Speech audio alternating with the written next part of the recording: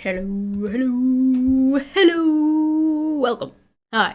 It's Tuesday. Welcome to Tuesday. I don't know what's going on, except that we're going to talk about Charlie Kirk.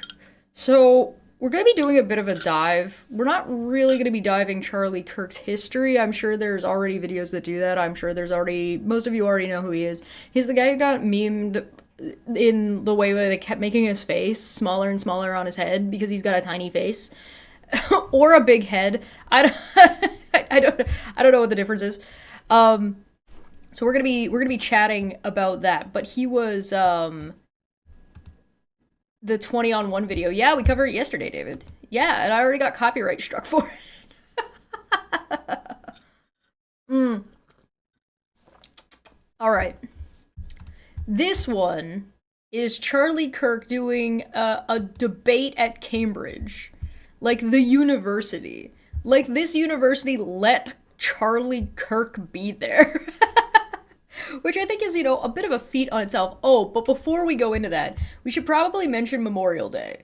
So it was a Memorial Day in America, which is, like, the memorial of the people who died, like soldiers who have died, right? Of course, you get the unhinged rambling of Disingenuous and Chief down there. The Orange... the angry orange, or like the annoying orange, both. Anyway, he went on this unhinged rant, but some Canadians fixed it for him. And the fixed version is, I'm the scum that spent the last 4 years trying to destroy our country, period. I am a criminal and mentally insane. An incompetent president on a mission to rob and rape again, period.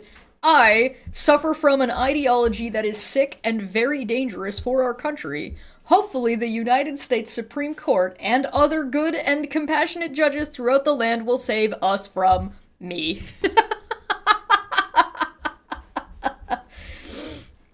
I just...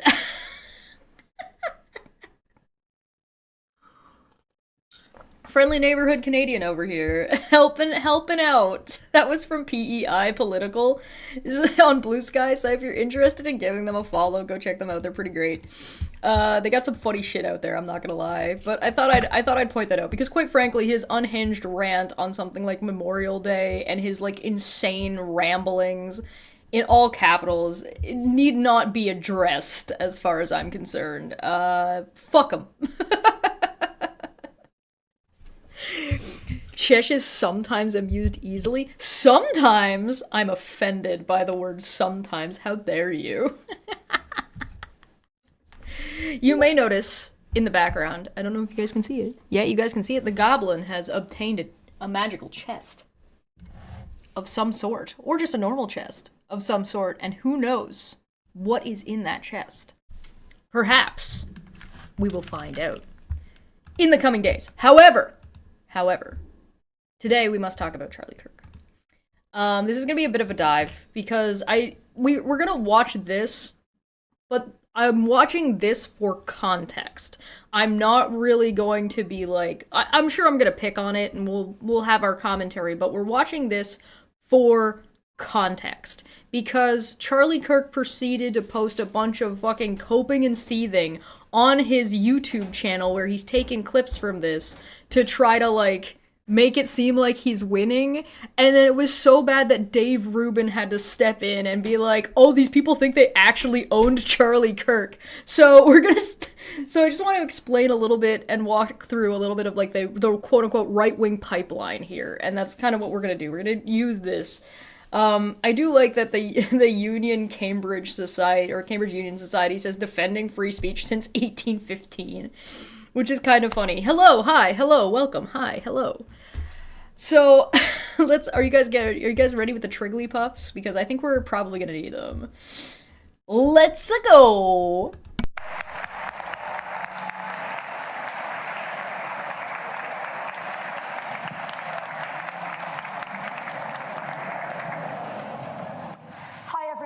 And thank you for joining us tonight. Our speaker tonight is Charlie Kirk, a prominent conservative commentator. He's founder and CEO of Turning Point USA, which has a presence on over 3,000 high school and college campuses. It is the largest and fastest growing youth activist organization in USA, and he's written. I think that should actually be something that people talk about more. Did you catch those statistics? 3,000 high schools and colleges have a Turning Point USA group that is trying to indoctrinate and influence young people in politics. So, yikes, I guess. Largest and fastest growing youth activist organization in USA, and he's written 4 books. Thank you for joining us today. Thank you. Great to be here. Brilliant. So I'll start with some questions from me, and then we're going to move to the questions from the audience, from the people who've submitted them, and who'll be asking them at the dispatch box. My first question is about Turning Point USA's Professor Watch List. Its mission is described as exposing college professors who discriminate against conservative students and advance leftist propaganda in the classroom. I'm sorry, they're what? They have a professor watch list? Oh no. Oh dear. Oh boy. This is gonna devolve really quickly, isn't it? Okay. Sorry, I don't know that much about Charlie Kirk. I know a little bit about Charlie Kirk, but I don't know that much about, like, Turning Point USA as a Canadian. So this is... Okay. All right. Examples including feminism, abortion, and socialism. How would you respond to critics, such as PEN America, who see it as supporting what it claims to deride, which is the intimidation and ostracization of those who express controversial views on campus? Well, we're getting right into it, aren't we? Thank you. So yeah, just by background. Yes, nobody has patience for your asininary. Turning Point USA has now grown to be the largest campus conservative organization in the country. I come from a view that conservatism is widely underrepresented in American campuses, and I thought you didn't want education to be political. That means you should be underrepresented. Also, by the way, like, aren't there studies that have shown that the more education you have, the less conservative you tend to be? Which is why, like, groups like AIG have to go out of their way to get people who have graduated to talk about not the topic they graduated about, but other topics. Oh boy, widely underrepresented. What does that even mean? Like, that the professors aren't conservative? That the ideas that are talked about on campuses aren't representative of conservative ideology? Well, they shouldn't be. That's the point. Unless you're studying poli-sci, I guess. Alright. Show me where you got these stats from, Charles.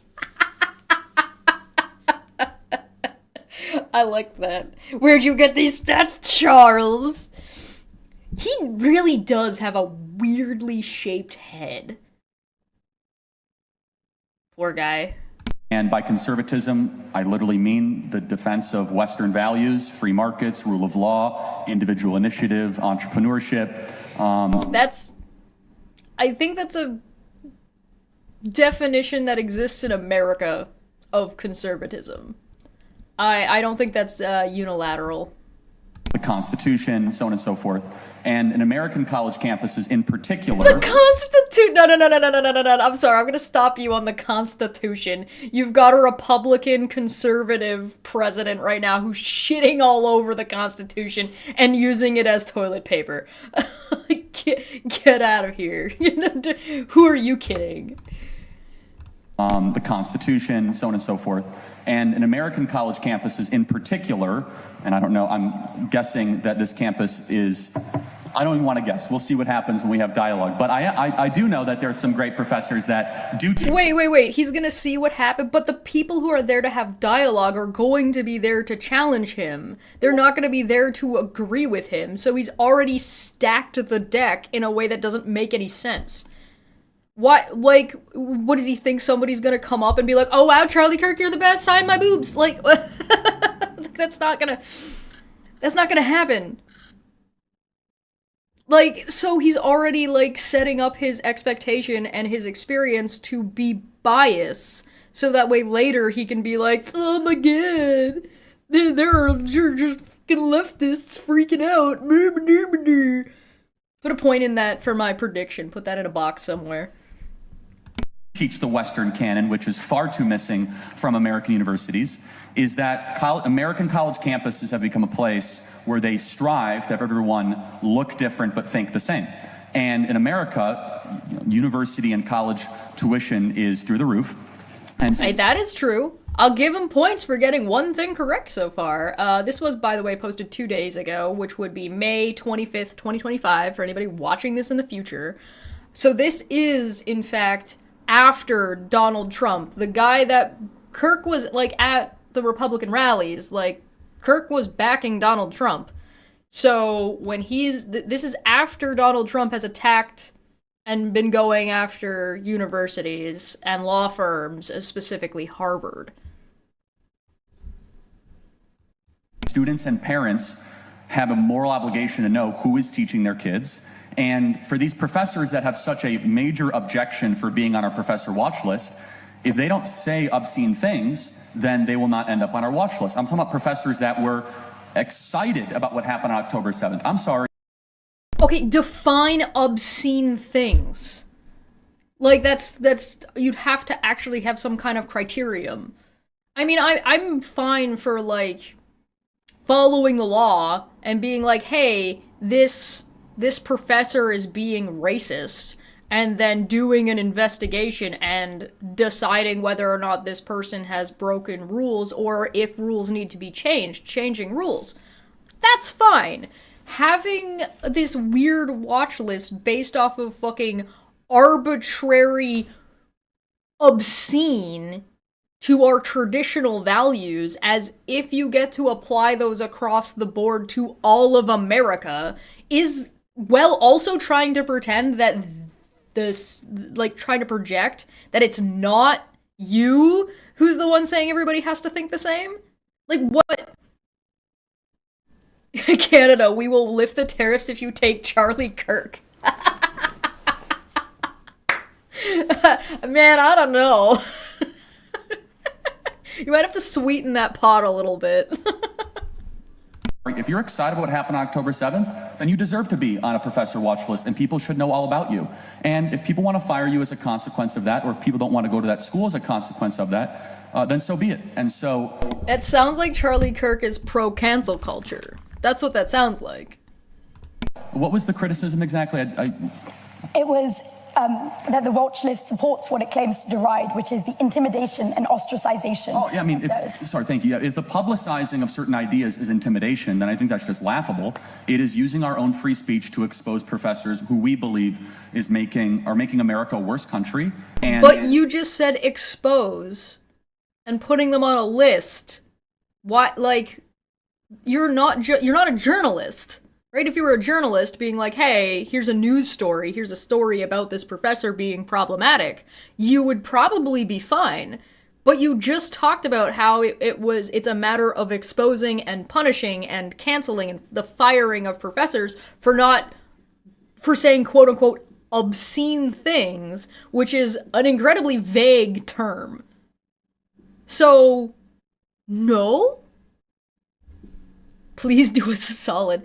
Alright, tell you what. We get our like version of PBS gets Sesame Street, and we'll take Charlie Kirk. Because I think it'd be really, really funny to have Charlie Kirk be, like, subjected to only ever appearing on Sesame Street. He doesn't get to leave. And now it's like a horror show of Charlie Kirk trapped in Sesame Street. Like, this criteria could target at conservatives as well. It's so weird. Yeah, the criteria is being left vague on purpose, so that way they can just try to publicly shame and cancel anybody that they don't like, which is the criticism, right? She's calling the question or the statement or the ask is highlighting hypocrisy. right? How can you say you're against cancel culture and you're for free speech when if somebody steps out of line of your groupthink, you purposefully go out of your way to fucking expose them, right?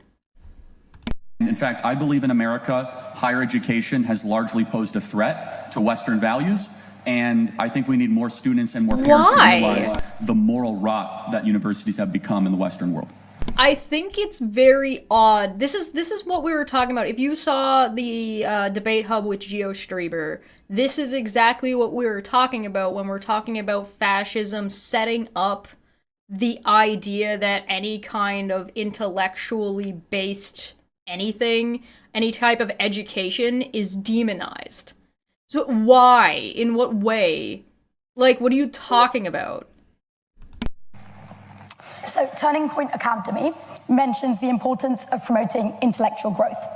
How would you respond to critics that such an education system stifles intellectual growth through establishing a fixed set of values, for example, regarding God, life beginning at conception, and two genders, rather than promoting intellectual diversity? Sure, I mean, at some point, you're going to have to get to a truth claim. So even to say that you want intellectual diversity... No, you don't. You don't have to get to a... You don't have to get to a truth claim. Two things can coexist without one being definitively chosen over another. You can have two positions where people disagree and nobody is wrong. Like, this is, again, we're back to this really problematic wide brush painting of there is only black and white. There is only true and false. And that's just not how most things work. So I don't even think that matters. Like, I think that's absolutely, you don't have to get to a truth claim, especially in education. When you're teaching people, you are not just teaching them memorization, you are teaching them how to think in multiple different ways and in ways that allow them to make advancement in those fields that they are studying. If I hand you, let's say we're studying literature, right? Let's take literature, for example. If I hand you the book Cyrano de Bergerac, I hand you the play, and I say, what is Cyrano saying in this monologue? And you come back to me and you say, well, he's going on a rant because he's upset that this person insulted him. And somebody else comes up and says, well, actually, I don't think he's even really bothered by the insult. I think he's more insulted that how ignorant and foolish the insult was, and it could be so much better. And then another person's like, actually, Cyrano thinks he is intellectually superior to this guy who's a brute, and he's demonstrating that, right? Like, nobody's wrong. It's about interpretation, and when you learn about how that play puts these ideas forward and paints these characters, it enables you to do it yourself. If I just told you that this is the play, this is what Cyrano said, this is what it means, can you repeat that back to me? You're just memorizing things, you're not actually advancing your knowledge necessarily. Now, memorization can be part of education. Like, for example, if you're in chemistry, it behooves you to have the periodic table of elements memorized. It's in your best interest. If you're doing mathematics, it's helpful and useful to not just know which calculations apply to which equations apply to which thing you're trying to learn or figure out, but also like to have them memorized, like velocity and time and yada yada yada yada. Anyway, that's not how you don't have to come to a truth claim in education necessarily.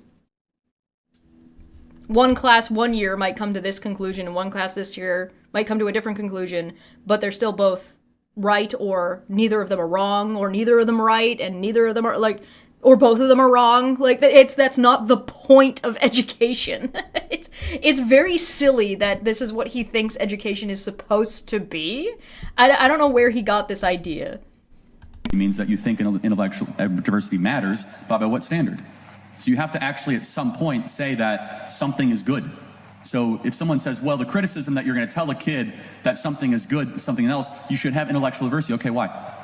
By what standard? By what? Good. The point is that going to school lets you determine what you think is good, and university gives you the tools to learn how to make those and to learn how to make those decisions, as well as how to obtain the knowledge to make that dissertation, right? So, like, you're not fooled by fucking Facebook ads disguised as news articles that are pushing some kind of political agenda, right? So you learn to recognize those things. But, like, huh?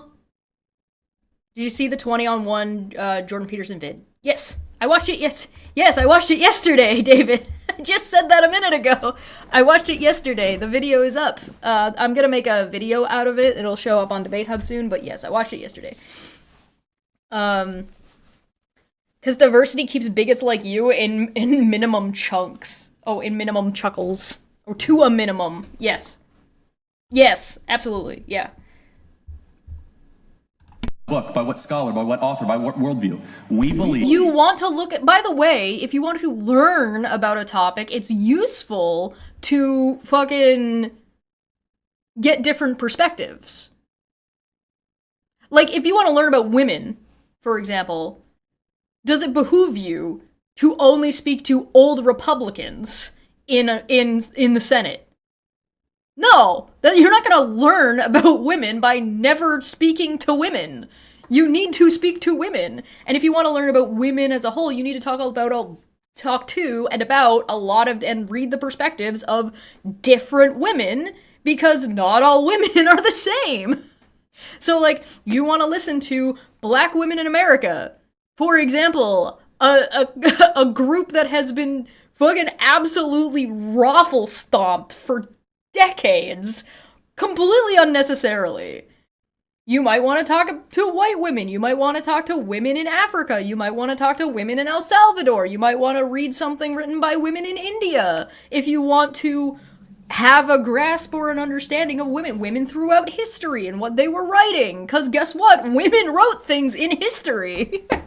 Believe it or fucking not. So if you want to educate yourself, or let's say if you want to educate yourself about Egypt. Say you want to learn about Egypt, and you're studying Egypt, you're studying current Egypt, and you're studying historical Egypt.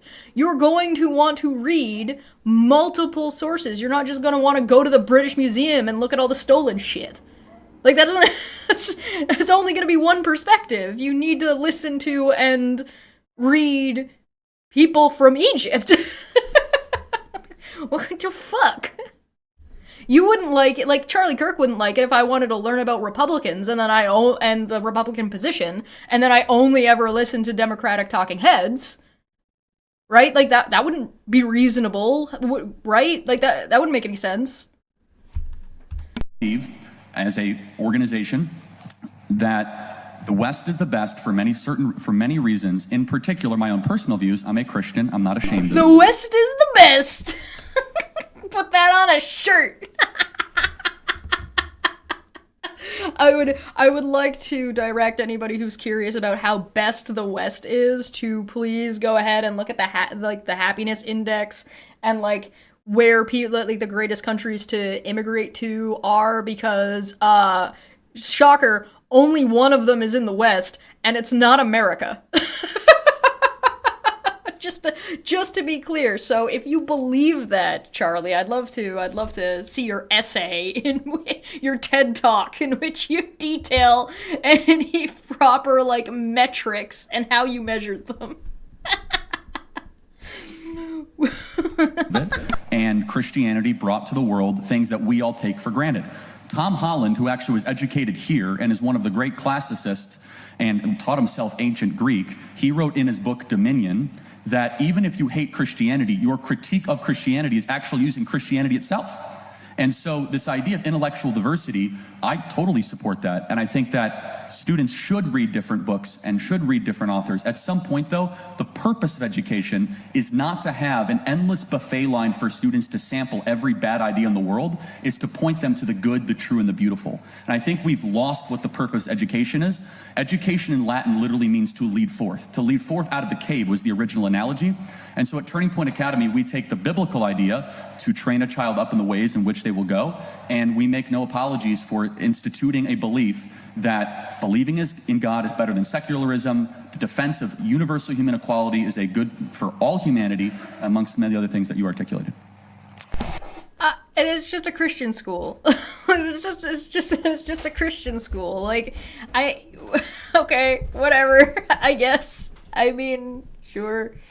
So, how would you reconcile the importance of freedom, which is listed as Turning Point USA's mission on your website, with the restrictions on bodily... Their mission statement is freedom? America is a very silly place. Yeah. How do you have a mission statement that's just freedom?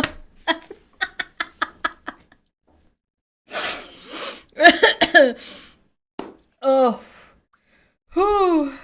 autonomy, which you support, including abortion, trans-affirming healthcare, and birth control? And how would you respond to criticism of your limited view of freedom? Sure. So, first of all, birth control I don't have that strong of views of. So, I mean, except for the fact that I've criticized how actually young women that take hormonal birth control might have side effects that are not always disclosed to them. As far as... All right. My unfinished journey for 222 said Hail Chesh and Hail Mary Shelley, Sappho, etc. Thank you so much. You actually reminded me to put in the goal, which I will. I can't make it any lower. I wish I could do like a total number, but I will. Space.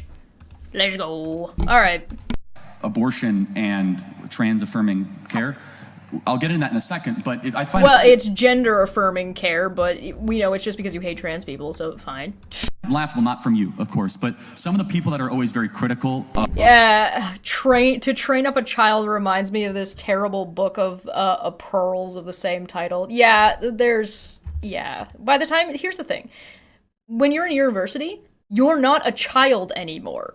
You're not going to these schools to learn right and wrong. You're going to these schools to get an education about broader and more specific topics. So you should, like, if you are concerned about, like, Christian values, those need to be imbibed before they're in university. Now, the fact that those things, your ideas and what you've grown up with, gets challenged in university doesn't mean they're telling people what to think or what to believe. It means that your ideas are being challenged, which is healthy and normal. And some people come out of university more conservative, some people come out of university less conservative, some people come out of university still believing, because guess what? Most of the time, universities have fucking absolutely nothing to say about your belief system, and the fact that Charlie Kirk is disingenuously blurring the lines between being a conservative and having a political position with having a religious belief and then somehow trying to then tie it to education should alarm people, because you know what that makes? Theocracies. That's theocracy at that point. Does America want to be a theocracy? I think they do. I think that there is a large percentage of Americans who believe that they already are a theocracy and believe that the Democrats are trying to destroy that Christian fundamental rock they believe their constitution and their amendments are built on and their government is built on. And so they've tied their government and religion together in their head. Of Charlie, why don't you just believe in bodily autonomy? I'm sorry, didn't you just mandate a vaccine for the last couple of years? I couldn't visit your country for 2 years because I didn't take a vaccine.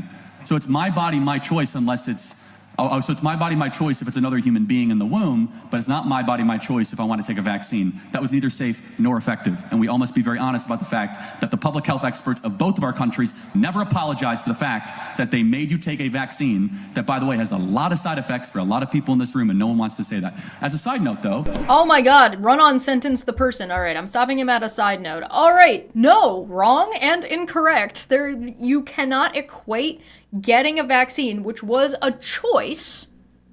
The mandate wasn't about whether or not you got jabbed. The mandate was about whether or not you were able to participate in events and things if you did or did not get the vaccine. The vaccine was never actually mandated. So that's a lie. Second off, trying to compare these two things is a false equivalence. Like, they're not remotely the same. They're not remotely fucking close. and trying to bullshit a bunch of university students about this is like, again, this is factual data. Anybody can go fucking look up the data about the effects of COVID and the effects of long-term COVID and who it is affected and who it hasn't affected and the effects of the vaccine. So, yeah, it wasn't safe or effective. Citation needed. Shall we drop the citation needed? Should we drop that on Charlie Kirk's head? Yeah, we're gonna go with citation needed. Right. Apply directly to the forehead, Charlie. You got enough space. All the bodily autonomy people. You guys can laugh all you want. It's fine.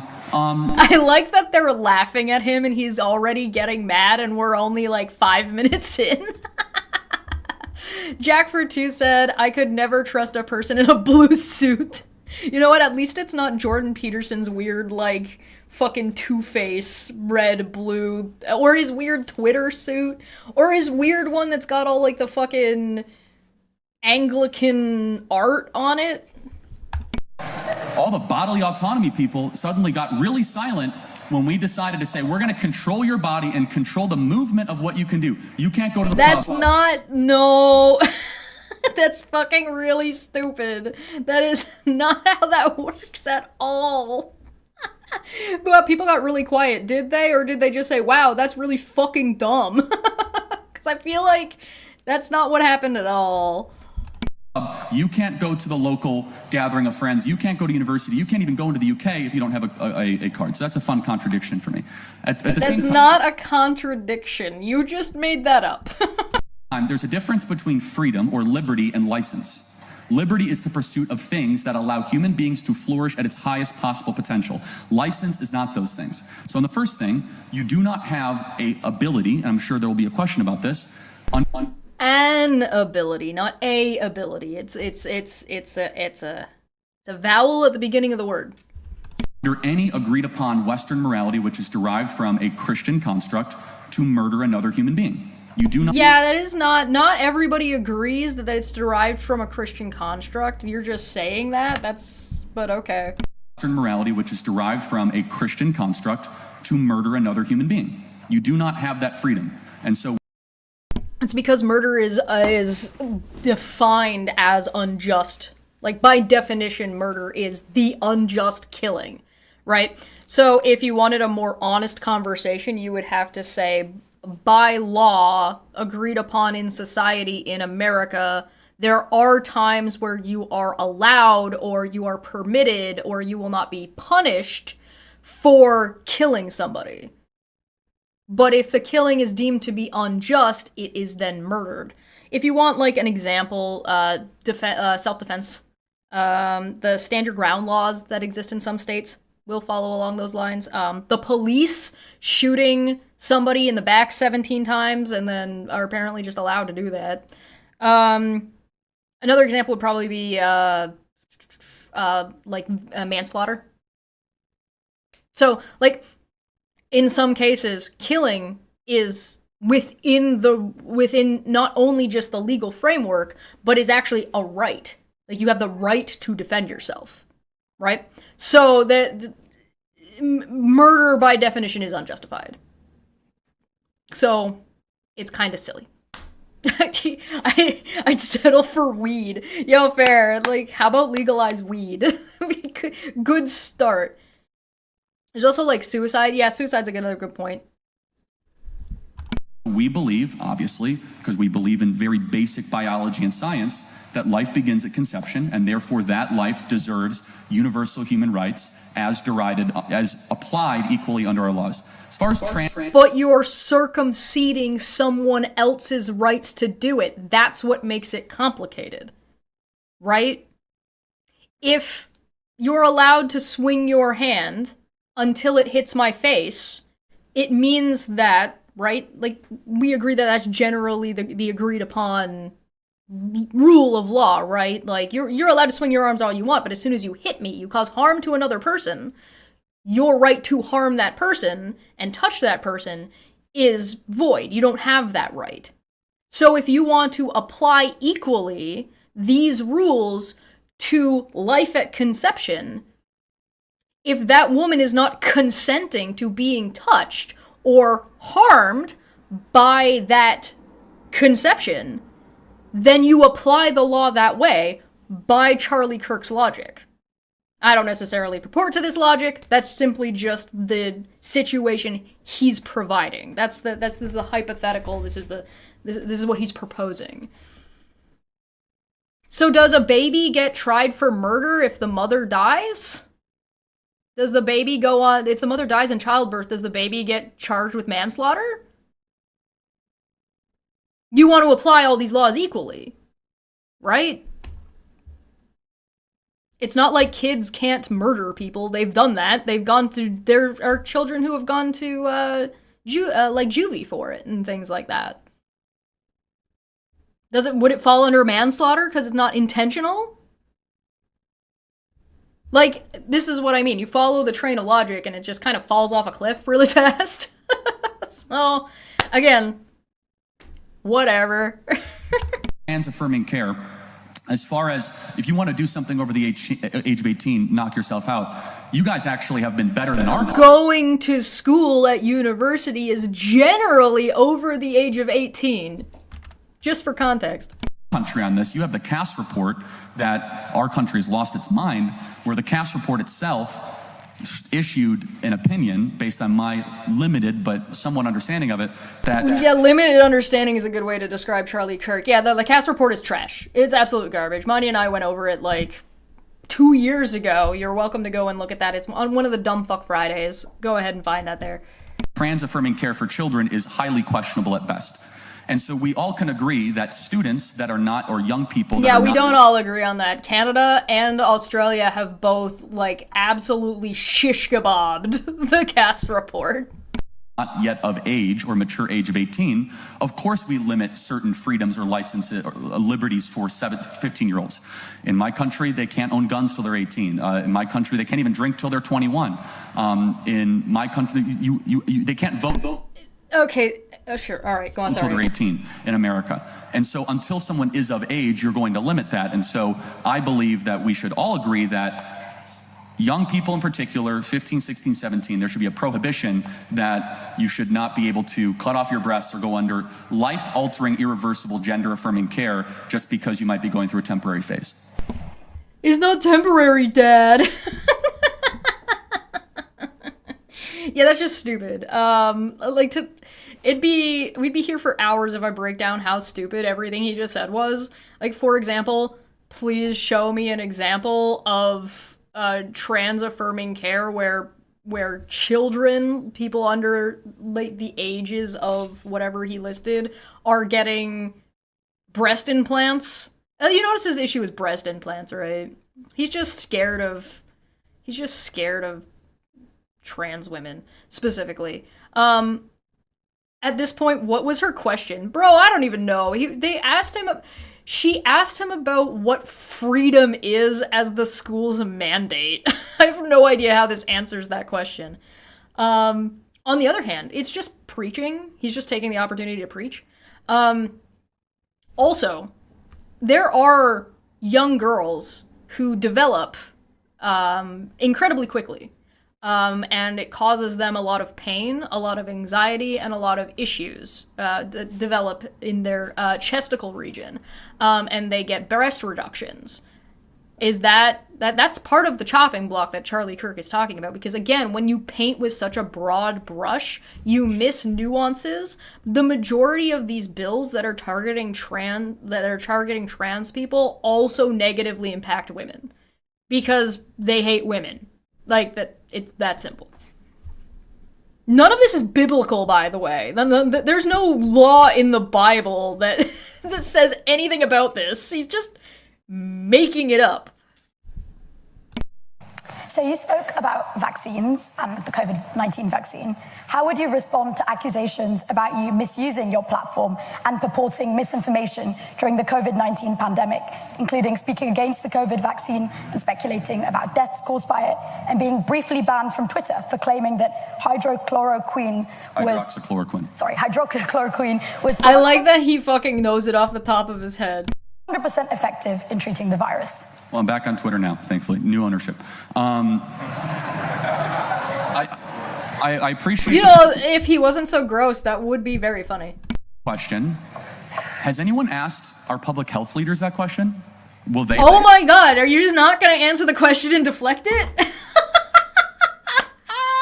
Why would we ask the public health leaders about a claim that you made that was obviously wrong about fucking hydrochloroquine or whatever the fuck?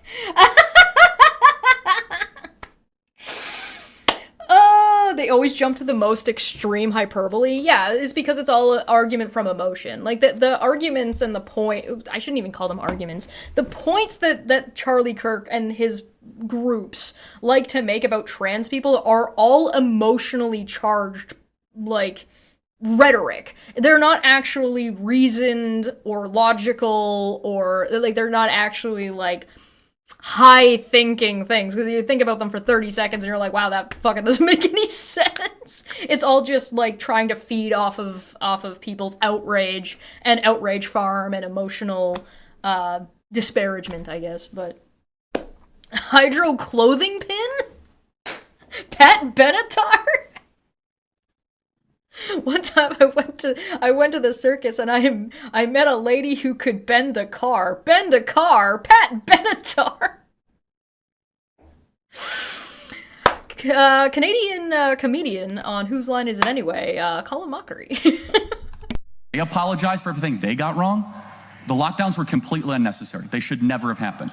And the young people of the West lost proms, graduation, whatever equivalent you have here in the UK. Oh no, not graduations. The graduation ceremony, the most boring fucking thing ever.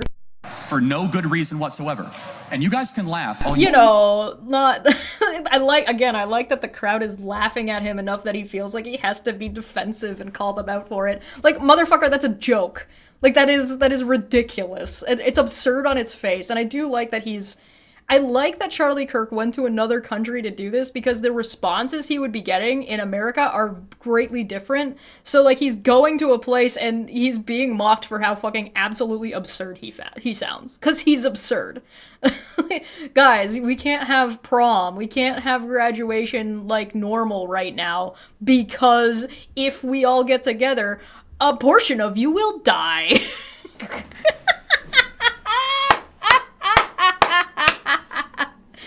Scoffing at parents who waited their whole lives to see their children graduate does not reflect well on your character. Making a child's achievements all about their parents does not reflect well on yours. You want. But let's look at the data. Suicide rates of young people in the West went up after COVID. There's speech delays. There's a misery problem. And we locked down the generation of people that needed to be locked down the least, that have now bared the consequences the most, on top of a hyperinflation crisis, which caused a housing crisis, which has caused a sovereign death crisis. All for what? Because we were worried. I'm sorry, a sovereign death crisis? He went to the most polite country in the world and still got roasted. I don't know. I don't think... He went to the UK. He went to Cambridge. I don't think that's the most polite country, but, you know. That's something that materially was never a greater threat than the seasonal flu to these people in this room was a... That is a lie. That's not true. Also, people dying of the flu in America has gone up since Trump took office and appointed RFK Jr., and there does seem to be a correlation between current public policy being put forward by this current American administration and deaths of the flu. Also, by the way to dismiss people who die of the flu, because that is still a thing. Can we put him in lockdown? Put him in the Elon box. Put him in the Elon box. Let him go. It was never a greater threat than the seasonal flu. That is a fact of science, because we have to trust the science. And again, we can go back and forth, but this is the more important thing. It was never about trusting the science. It was about trusting the scientists that confirm this view. What?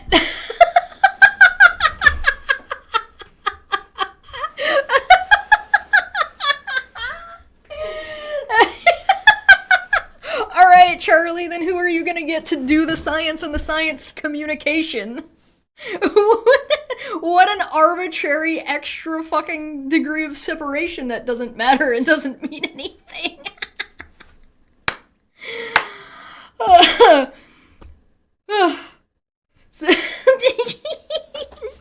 silly.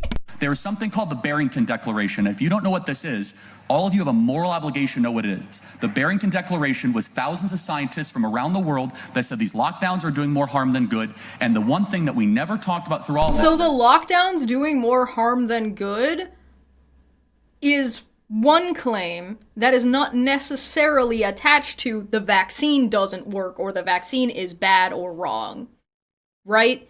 The lockdowns can do harm, and nobody's saying lockdowns didn't do harm. They definitively did. They did economic damage, they did damage to relationships and emotional damage and mental health damage. The lockdowns pointed out a good handful of flaws in the structures, in a lot of structures, actually, like both political structures as well as social security structures, et cetera, et cetera, et cetera, right? Nobody's saying the lockdowns didn't cause harm, right? The question is did people die, right, at more or less of a rate based on those lockdowns? And what the fuck does that have to do with whether or not the vaccine worked? It's independent. Again, we're back to he's conflating shit. Correlation and causation, everyone. That now the pharma companies magically discovered after they were able to proliferate a vaccine is early interventions. Is the fact that if you catch COVID early, what is your vitamin D level? Let's have a serious conversation about whether or not... What? You mean catching, knowing that you've got a disease in the early stages of the disease makes it easier to deal with, especially once we understand what the disease is? Wow! I'm shocked. Baffled even. This is anybody read about the Black Plague recently? Could you imagine? I like that Charlie Kirk is totally willing to lean on the advancement of science when it's convenient for him. You're chronically overweight. In my country, we are a fat country. We're good at a lot of things. We're also really good at gaining weight. Why didn't we also say to the American people, and be honest, if you are 50 pounds overweight, you have a much higher likelihood of dying of COVID. Well, that would be considered to be politically insensitive in America. So how do I respond to critics? Honestly, I'm proud of the work that we did during COVID. I oppose the lockdown. Are there not? Okay, maybe I'm wrong about this, but I get American commercials. I'm in Canada, right? I get American commercials. American commercials are regularly talking about heart disease and regularly talking about people bringing their cholesterol down. Well, how the fuck do you think you bring your cholesterol down? Like, what do you think cholesterol is, my friend? Like, it's weird. It's weird to me that Charlie Kirk thinks that being rude is like the correct thing to do, and being polite about public health is somehow not talking about public health, which is bizarre. That's strange. What a fucking weirdo. Lockdowns from the beginning. We talked about early interventions. We platformed people that were right all along, and meanwhile the people Hey, what the fuck does that have to do with you, the question, which was the question about you misusing your platform and you saying that this hydroxychloroquine shit was 100% effective?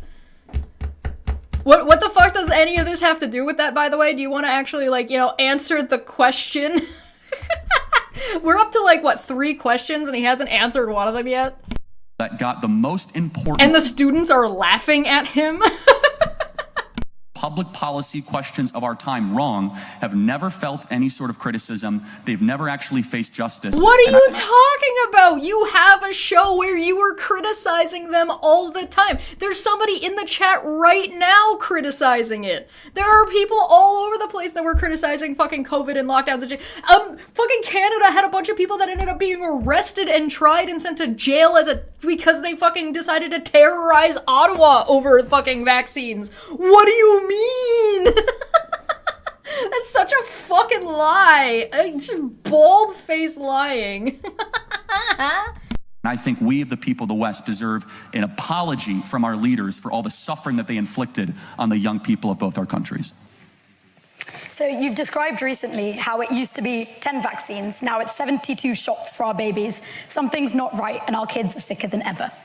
How would you how would you respond to criticism that your rhetoric regarding vaccinations is dangerous and irresponsible when considering a global rise in vaccine distrust and deaths from vaccine-preventable diseases, including measles and meningitis? Okay, before he answers, I'm gonna place a bet. His answer is going to, one, just to be more rhetoric of him doing the thing that she's asking about. How would you respond to criticism of the thing? So he's not actually going to respond to criticism. He's just going to restate the thing she's saying he said. That's what's gonna happen. All right? That's what's about to happen. Are we ready? Watch my predictive power. Well, first of all, number one, you can use your own agency and you can get 9 COVID shots if you want. I'm not preventing that. I think, though, that a robust conversation needs to happen that... But no, that's the logical conclusion that you follow when Charlie Kirk backs up anti-science and anti-vaccination organizations and political positioning, though. So yes, it is. That's absolutely what he's doing. He might not be saying that right the fuck now, but it is certainly what he has done and has been doing up until this point. So, go on. Shots if you want. I'm not preventing that. I think, though, that a robust conversation needs to happen that inoculations have risen across America. I'll just talk about America. I know this for certain. Inoculation and vaccine rates have risen, and chronic diseases are higher than ever, and there is a perplexing rise in a lot... Hey, Charlie, can you get a chronic disease from being fat? Charlie, does being fat make you more likely to get chronic illnesses and chronic pain and have issues?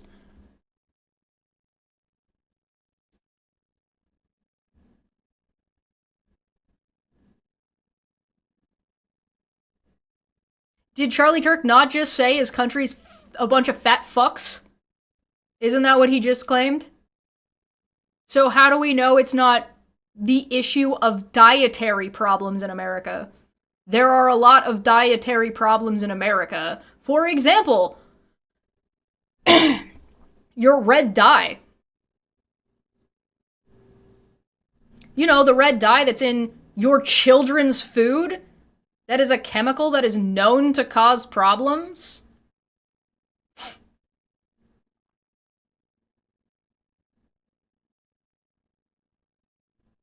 So why are you equating this to vaccines when there is an obvious correlation instead of you're leaning on a causation. Sorry, you're leaning on a correlation when there is an actual causation that you brought up and then complained about people being politically correct about it. There's a reason why other countries... Okay, so America and like McDonald over here, Golden Arch Trump, has been fucking bitching about. And he's bitching about other countries not buying American beef. The reason why other countries do not buy American beef is because it does not reach other countries' standards of food safety. But Americans are eating it, and they're fine with it, or they don't even know. Meanwhile, the FDA is getting fucking gutted. So, like, for example, if you take Fruit Loops, right? You take Fruit Loops from Canada, and you look at the ingredients list, and you take Fruit Loops from America, and look at the ingredients list, they are different ingredients lists. And those ingredients matter. The American one is basically made of a bunch of dye and corn sugar shit. The Canadian one is made out of fucking fruit and fiber.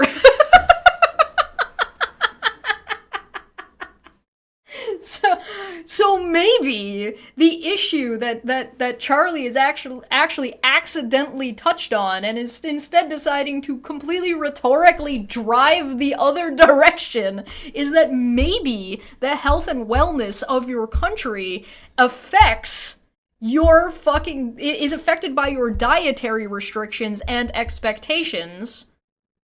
And if you want to do something about that, you should probably do something about that, and maybe, if you just try it, your rate of chronic illness might go down. Fucking Cinnamon Toast Crunch.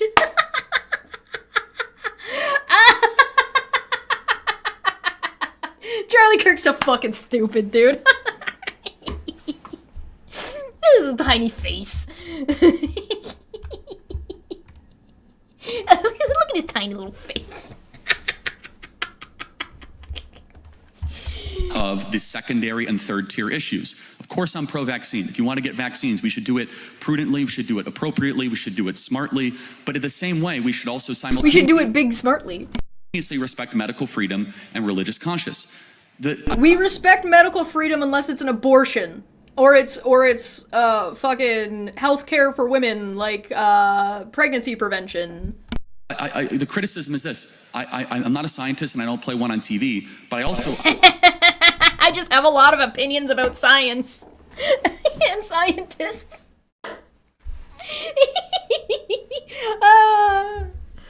So remember when I said he wasn't going to answer the question and was just going to go off on a fucking tangent rant just restating the issues that they're saying, but what would you say to critics? I use human reason and one would say common sense to also... Human reason! Yeah, as opposed to dog reason or cat math? What? Alien reason? Somebody get Xenu on the phone. We got a couple of questions for him. What about angelic reason? What about the reasons of like Jesus or God, since you're a Christian, right? Why wouldn't you use God's reasoning instead of human reasoning? I mean, we have access to some of that, right? It's in the Bible. No? Alright. Okay, fine. Ask the very simple question. The public health authorities got almost every major problem of every question of COVID wrong. Why should we continue to delegate trust to them? Trust is earned, it is not given. But they didn't get it wrong. And so, yeah, look, I'm sure someone's going to ask a question or two about that. That's fine. I'm by no means a quote-unquote expert on all that. But let me also question this. The experts, they have to now, number one, you have to apologize when you get something really wrong. And I think you have to get back into the... Oh, really, Charlie? Do you?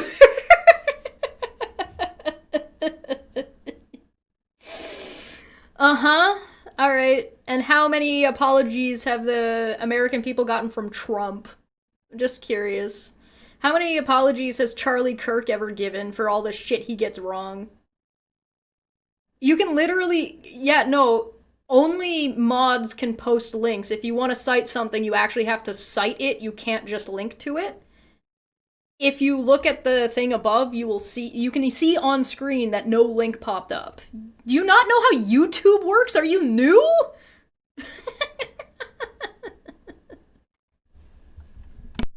into the public square and prove to us why we should trust you.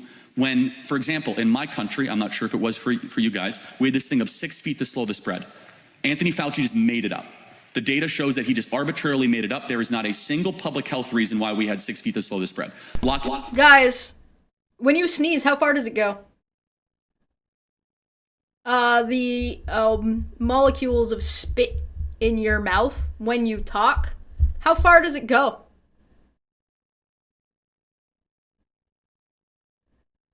About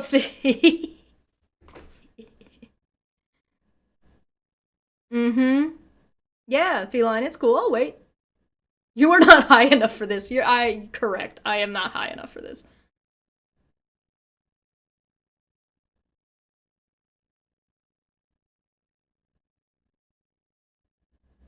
In that case, when are they going to apologize for falsely claiming the 2020 election was stolen? Sneezes reach 45 meters. Yeah, sneezes go far. Yeah, he relied on human reason, not the word of God. There's your problem. Right? I'm too sober for this. Me too.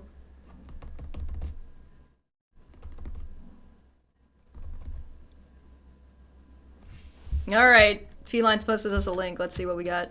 Alright, Nate! When are you going to apologize? As per Charlie Kirk, didn't liberals claim Russia stole the election from Hillary in 2016?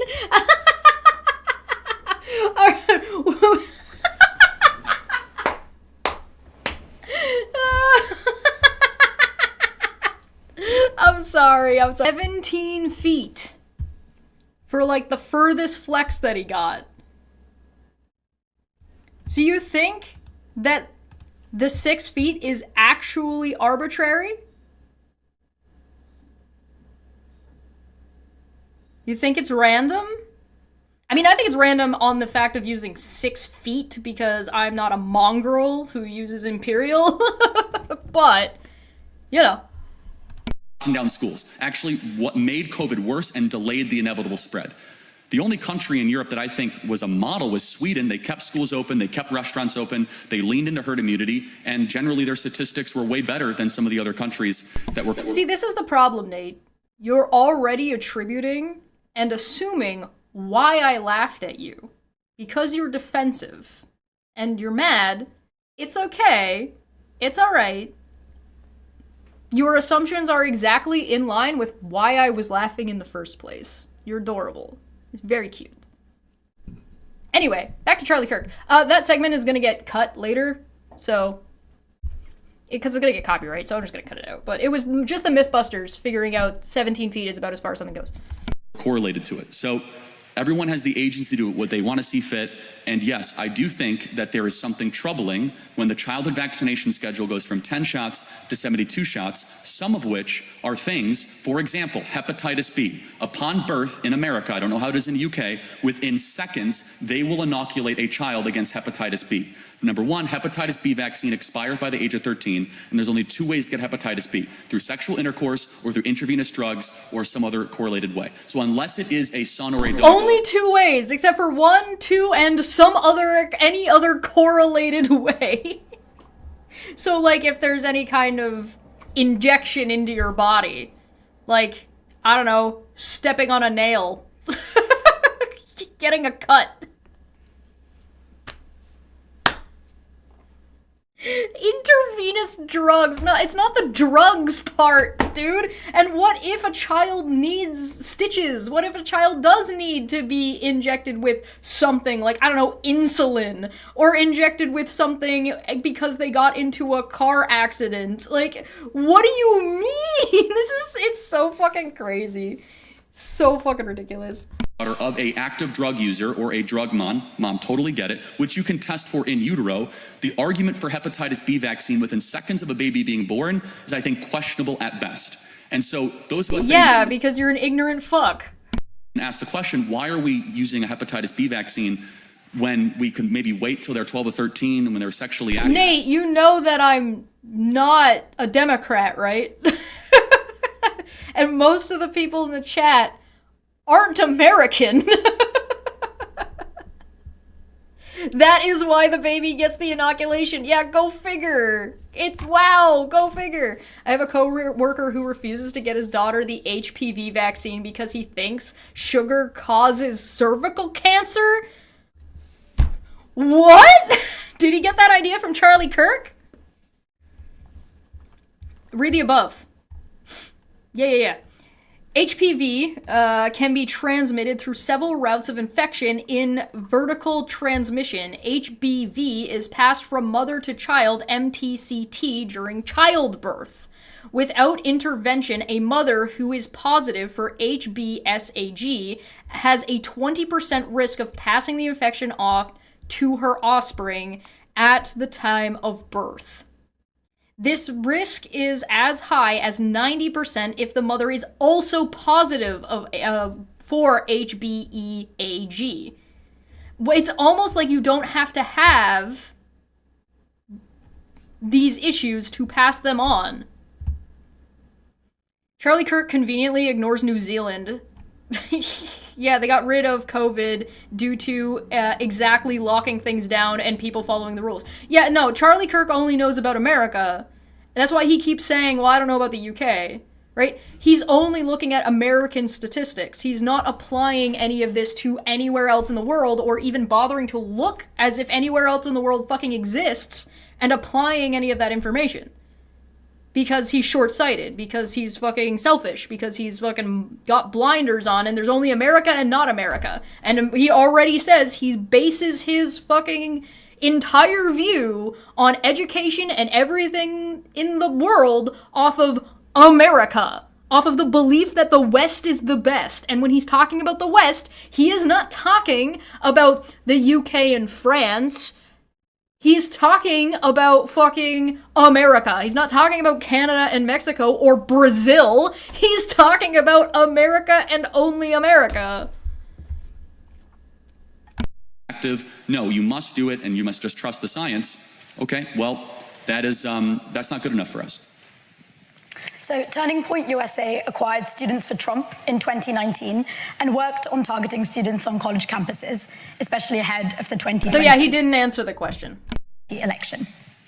However, despite an increase in youth turnout in 2020, Trump's support was worse with young people in several battleground states than 2016.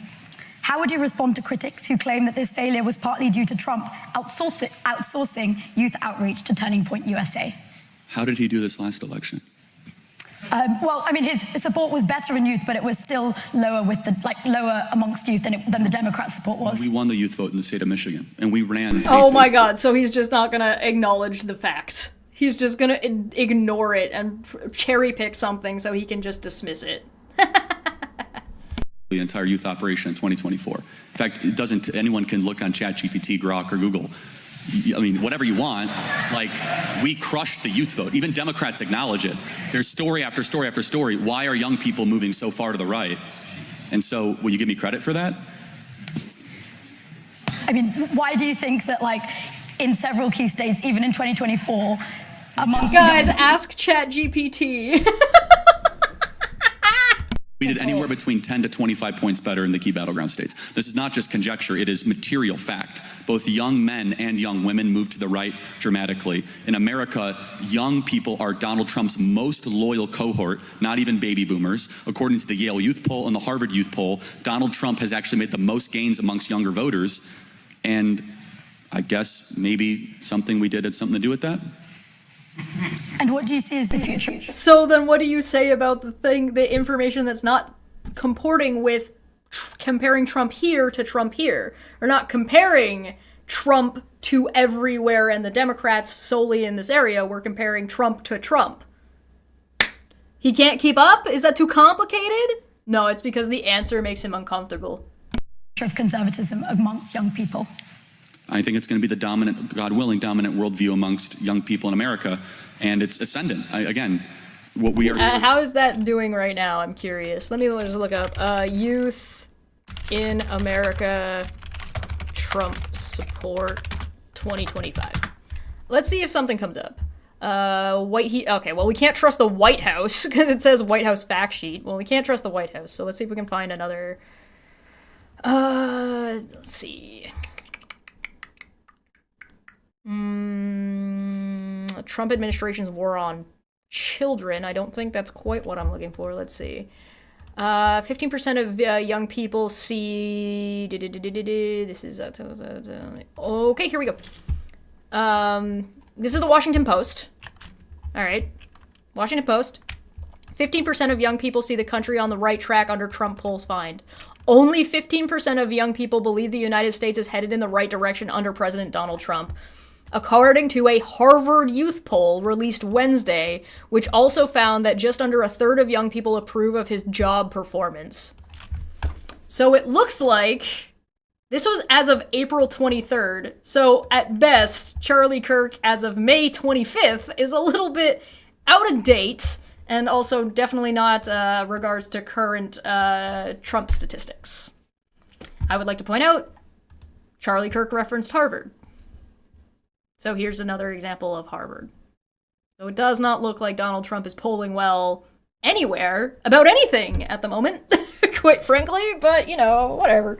We're seeing in the States, and I don't know if it's the case here in the UK, young men in particular are on pace to be the most conservative generation in history. And it's an exciting trend, and we're leaning into it. We see this in the... Yes, an exciting trend. Macro trends. We also see this micro. Young women are following suit. There's kind of two Gen Zs. There's Gen Z that was... In Canada, women voted almost like in the most extreme against the Conservatives. So we had our own like mini Trump in Canada. Pierre Poilievre was the conservative leader. Might still be the conservative leader. Women wholly disliked him and voted in swaths against it. So maybe Charlie Kirk should take a look at the way other places function once in a while. Basically out of college or near end of college at COVID, and then there was Gen Z that was in high school. What would the equivalent term here be in high school? Whatever you call. Yeah, okay. And they had their lives obliterated. Those are the most formative times of their life, 15, 16, 17, 18. They were forced to wear masks. They had to do school through Zoom. They saw friends. Oh my god, they had to wear masks. Wow, their lives must have been so hard. Get over it. Get over it. It's such like a silly, like for the group that's supposed to be the pull yourselves up by the bootstraps and like be manly and suck it up and just do it, to be bitching and moaning and crying about how my life was ruined because I had to wear a mask sometimes. It's not like whatever. Many of them. I can't take him seriously after him calling a dolphin fetus a human fetus. That's the same way I feel about Ben Shapiro. You can't take him seriously ever since he said that people who get their real estate underwater due to climate change just need to sell it. That took their life, our suicide rates went up exponentially. And also on top of that, we had this insane race stuff in America during 2020. Otherwise known as Floydapalooza, where we decided to burn our country because a guy drug overdosed on the streets of Minneapolis. And well, that's a blatant lie on the level of Sandy Hook. Holy shit! I'm not gonna go into George Floyd that much, but he was a man who was murdered by the police in broad daylight. That's true. He did drug overdose. He's getting fucking booed, because of course he is. Good job, UK. Good job, Cambridge University. Good job, students there. Boo that man. Fucking boo him for that one. My opinion. Just read the medical examiner report. The Hennepin County medical examiner report. And so then all of a sudden we decided to like commit cultural suicide and throw statues. By the way, in London, they like threw a statue into the river or something because we're systemically racist. I'm sorry, our two countries are the two least racist countries ever to exist in the history of the world. And you guys should also be the absolute outrage. Thanking the Lord that you have someone like William Wilberforce to look up to, and you should be building statues to Wilberforce, not taking down statues of your history, because it's thanks to Western values that we abolished slavery, and the world is a profoundly better place because of that worldview, and we as conservatives are unafraid to tell that story and that truth. So you've condemned the Civil Rights Act of 1964 as a huge mistake. Okay, I love after his little angry diatribe, she immediately dumps on him the fucking him condemning the Civil Rights Act. Oh, this woman is fantastic. Very well played. Very well played. Star for 5 says, I asked Nate if he wanted to know my opinion instead of using straw mans, and he didn't even try to ask me. Why is that all the way? It really is. That is a thing that happens a lot. Like, you'll notice that every time a conservative comes in here, they come in with a lot of baggage, a lot of assumptions, and then they end up kind of just shitting their pants. Like, they're not usually able to, like, articulate or like in any meaningful way, and they're not able to have conversations. Like they're not capable. It's an issue with dogma and ideology over reasoned conversation. Mostly so far. I'm sure there are exceptions out there that do exist, but they're not the type of conservatives we're talking about, and not the type of conversations with conservatives that we've actually had come by here. Like I said, they assume that everybody is American. They assume that all the information comes from America. The script robots, yeah, it's very much. You're right. Yeah, it's very scripted. It's very like they're not able to have conversation because they've got too big of a chip on their shoulder. And yeah, Nate has been doing that. Yes, absolutely. All right, that's very good for her. Good call, good call out, Sar, that there is a lot of assumptions and not a whole lot of able to engage in honest conversation. Correct. Why do you believe it was a mistake to pass anti-discrimination legislation? And what do you think would be better policy for being treated fairly and equally, which you see as an American principle? Yeah, nothing against the intent, but it was too broadly written and it played into something called disparate impact. Disparate impact was woven within the Civil Rights Act, and disparate impact basically says if two racial groups have different outcomes, the answer must be racism. It does not allow any legal nuance. So there are 4 components to, quote unquote, the anti-racist regime of America. I don't pretend to know what goes on in this country. I could just talk about America. Is that? The anti-racist regime? And it's anti-racism is being contextually described as a bad thing?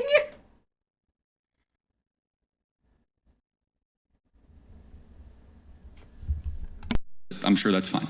And it's 4 components: affirmative action, critical race theory, DEI, and disparate impact. Those are the kind of the 4 components. All of them have their subsection. The Civil Rights Act led the way to affirmative action, which is weaponized, quote unquote, reverse racism against Asian and white people. And the No, it's not.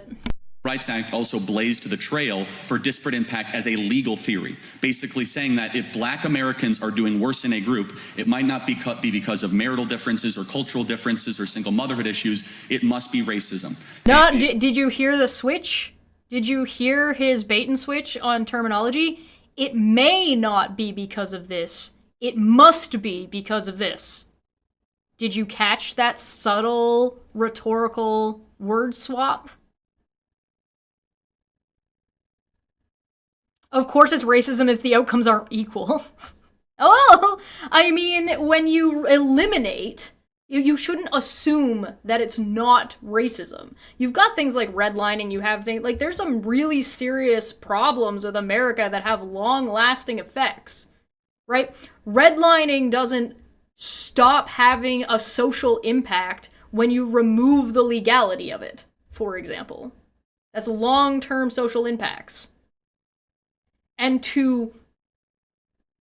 you want to fix those social impacts, then you want to equalize the disparagement, which is what he's referring to. He's dismissing it and misrepresenting it, but that's what he's referring to. If you want to fix that disparagement, then you need to put in social programs that are going to do that.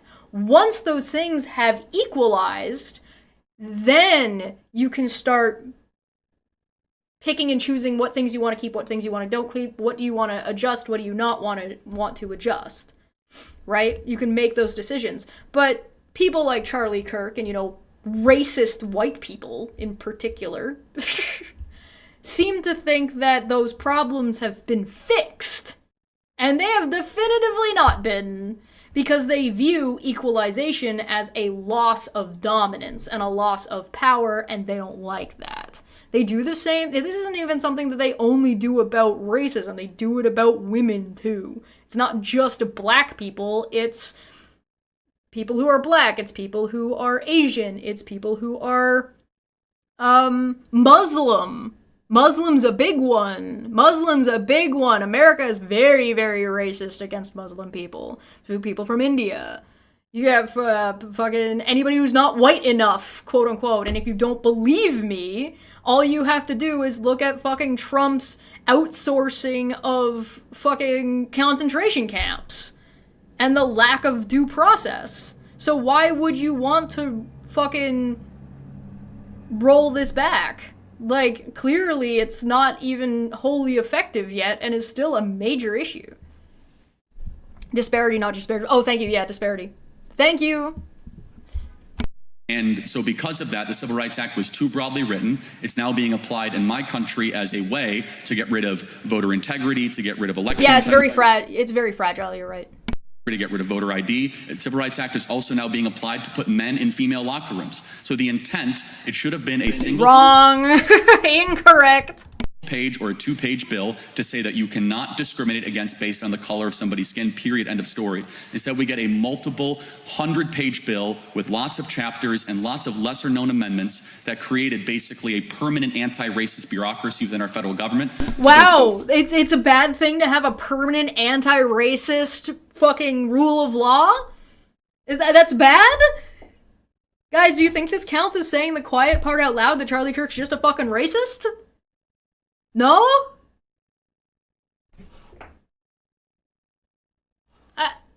Yeah. Find racism where it doesn't exist and create it in new places where otherwise did not exist. So you've described I would love to know how he measured that. Martin Luther King Jr. as awful, not a good person, even though many conservative commentators They're mocking him again. have spoken in support of what he says, including his quote, where they will be judged about his children, where they will not be judged by the color of their skin, but by the content of their character. Statement. He was right there. So does his speech and his general ethos not then agree with your views on DEI? No, I've complimented him as well, but I mean, first of all, he was a personally morally flawed man. And to be fair, a lot of people I sometimes look up to are morally flawed. But also, I mean, we're all morally flawed. Aren't you a Christian? Yeah, okay, we're all morally flawed. So you just, like, gave a bunch of caveats for yourself, but then try to broaden it out? This is fucking embarrassing. Yeah, and yes, the conservatives regularly misuse and misappropriate and cherry pick out parts of things that Martin Luther King has said, the same way Charlie Kirk is cherry picking the Bible. The same way a lot of these groups cherry pick shit out instead of actually understanding the context and implications of what they're saying. So, I mean, if you want to know about that, I did do a video on CRT, which I definitely recommend you check it out. There's a video called CRT. It's from a little while ago. Go check it out if you want to know a little bit more about that. We're all sinners. I would hope actually, many of you probably don't believe in God, so never mind. Look, Martin Luther King, in a lot of different ways. Remember when I said conservatives come with a lot of baggage and make a lot of assumptions about who they're talking to? That's what he just did. He has no idea. He has no fucking idea. A promise of a colorblind America. I don't want to go too deep into this. I don't know how. Maybe it's very interesting to UK students about MLK, but there is a mythology around MLK that does not warrant the reverence that he gets treated with in America. Should he be mentioned amongst lots of people in the 20th century that was complicated and at the end of his life advocated for a more communistic view and then actually got away from race blindness and actually got towards race obsession? I'm totally cool with that. He did some great things. He did some things that were not so great. In America, though, you must understand, he is looked to. He's not going to explain what any of those things are. New founding father. The main contention that I have with the Civil Rights Act and the Civil Rights Movement and how it ended, not how it started, is that we refounded the country fundamentally. We cast aside our founding roots and our founding documents, the U.S. Constitution, and we decided to basically usher in... Sir, you said this on May 25th, 2025, while the president that you backed up is currently trying to revoke, circumvent, and shit on the Constitution and just completely violate the it's the Charter of Rights here. The Declaration of Independence. So, like, this is a gaffe, right? Like, he's trolling at this point, like, that he's joking, right? $5 says the university students at Cambridge know the Constitution better than Charlie Kirk does. The Civil Rights Act as a new anti-racist dogma, creed, and I find something fundamentally wrong with that. Our birth certificate as Americans is the Declaration, and the law of the land is tied with the U.S. Constitution. It was not the Civil Rights. Which now, by the way, Donald Trump is trying to revoke your citizenship if you are born in America. Rights Act. And so, with all of that to say, we have a national holiday to MLK. We got rid of a national holiday for our first president and our founding father, George Washington. We used to call it Washington's birthday. Now probably because Washington is kind of like cringe, bro. Like, why are you obsessed with, like, you're obsessed with the past in a romanticized way without actually learning anything about the context and the things that went on and what those things meant and what those repercussions what those repercussions were echoing through history. Like, you're really interested in George Washington, but like, how much do you actually know about what George Washington did and who he was? And like the context around what he was doing and what he was interested in. So, like, you could say the same thing about, for example, the conservative leader, our mini Trump here, that got fucking raffle stomped in Canada. He kept citing John A. Macdonald as if he's some figure that should be revered, when he was horribly racist. Like, horribly racist. And had really, really fucking negative and bad ideas and wanted to do genocide. And it's not, we don't erase John A. Macdonald. John A. Macdonald being our first prime minister, using him as a parallel to Washington, right? Like, we don't pretend he doesn't exist. We just simply understand that he was a man in this time that had these ideas, and we talk about those things. But for some reason, America in particular has had a really, really bad and hard time coming to terms with its history. And like the bad and negative things that have happened in America to, the Irish, for example. Like, America has had like a really bad go of a lot of things, particularly civil rights. And so it's odd to me that like between First Nations people, sorry, you guys call them Native Americans, in Canada they're First Nations.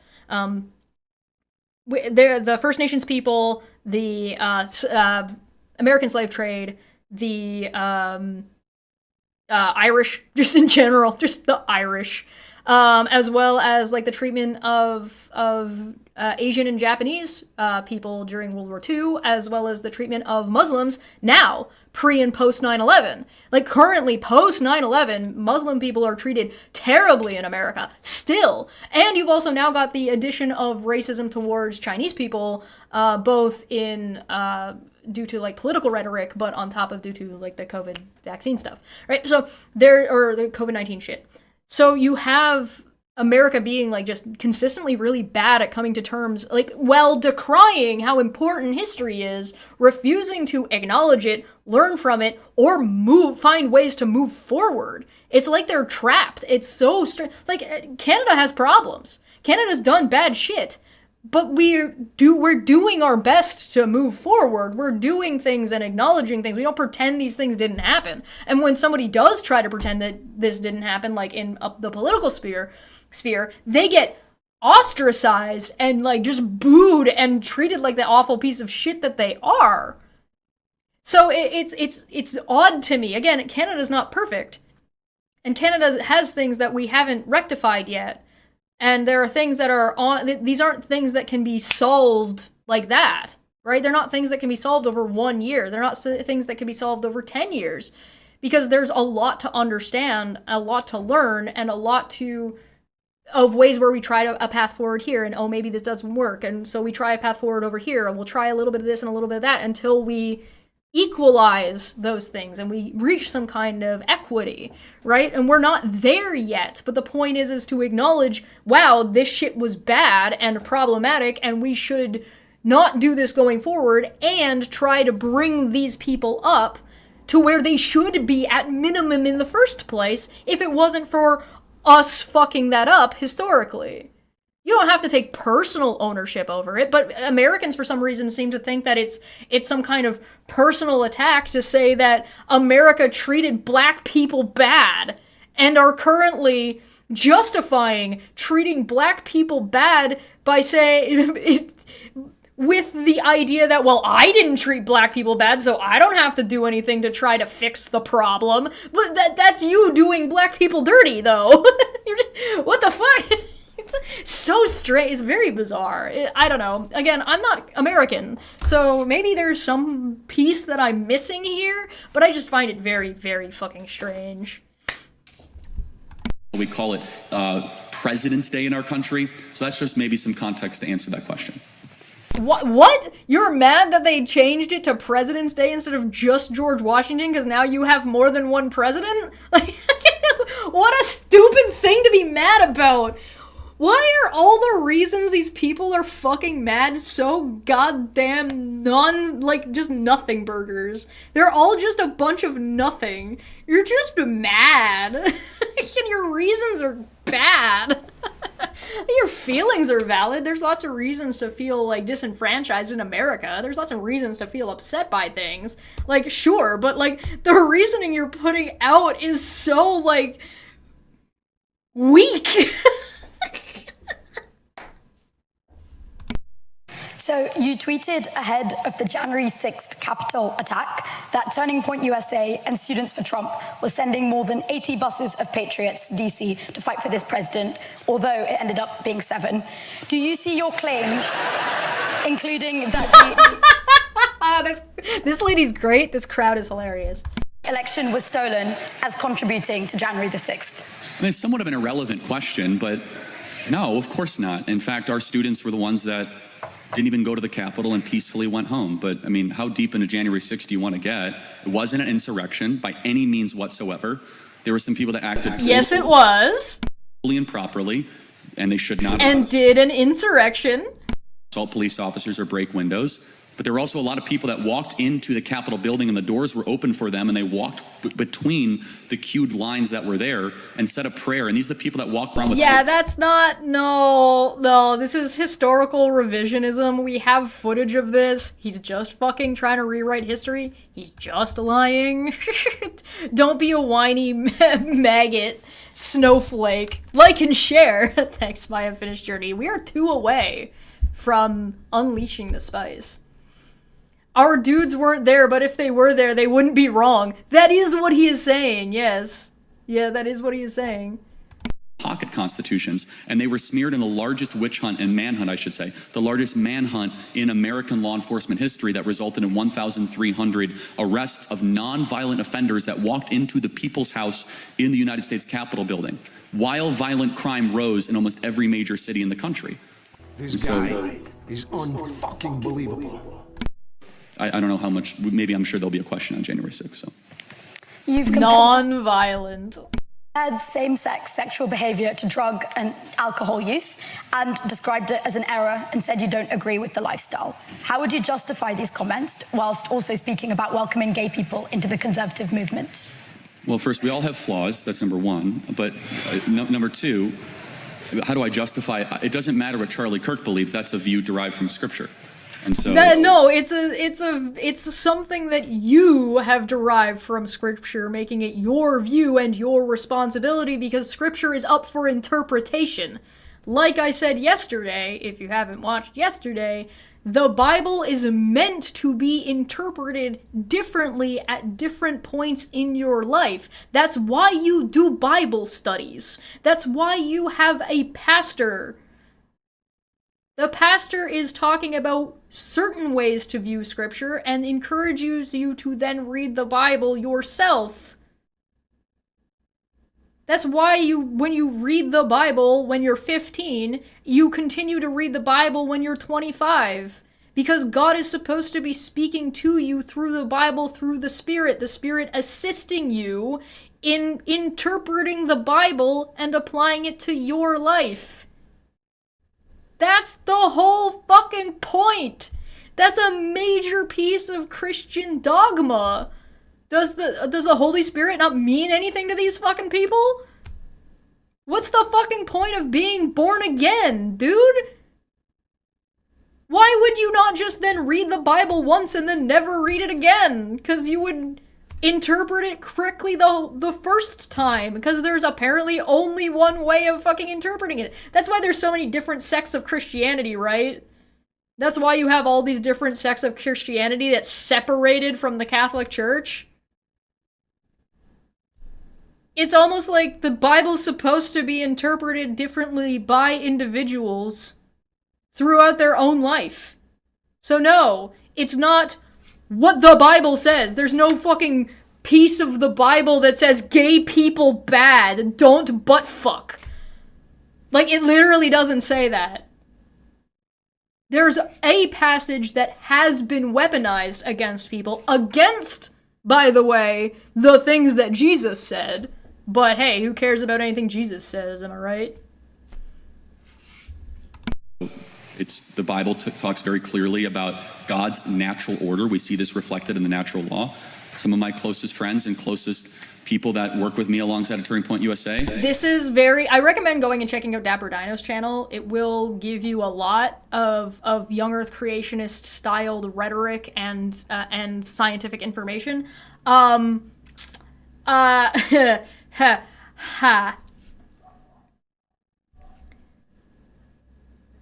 Now he cares about nature and science, but ignores it when it comes to trans issues and virology.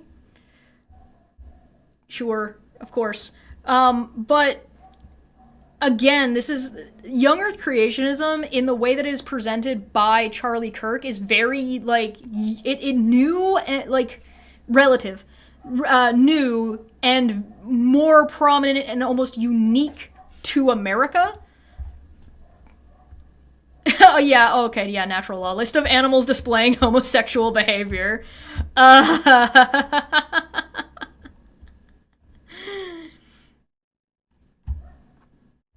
Here's the list.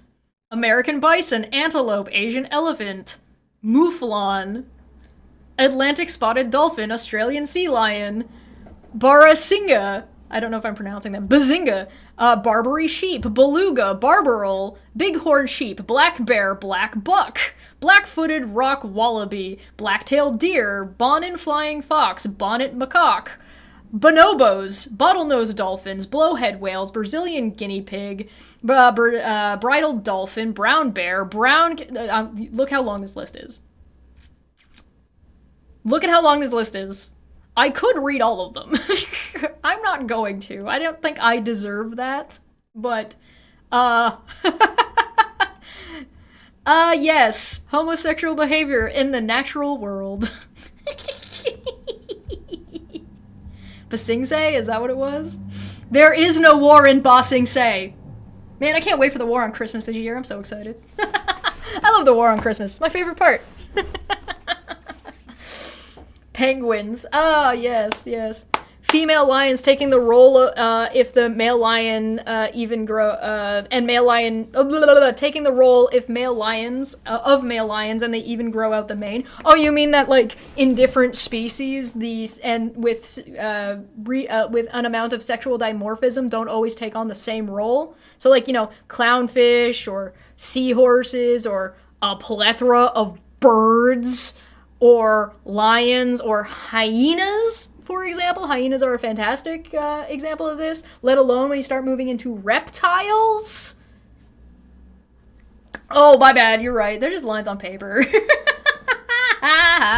Participate in a same-sex lifestyle, and that's their own prerogative. But if you ask me what I believe and why I believe it, it's derived straight from Scripture.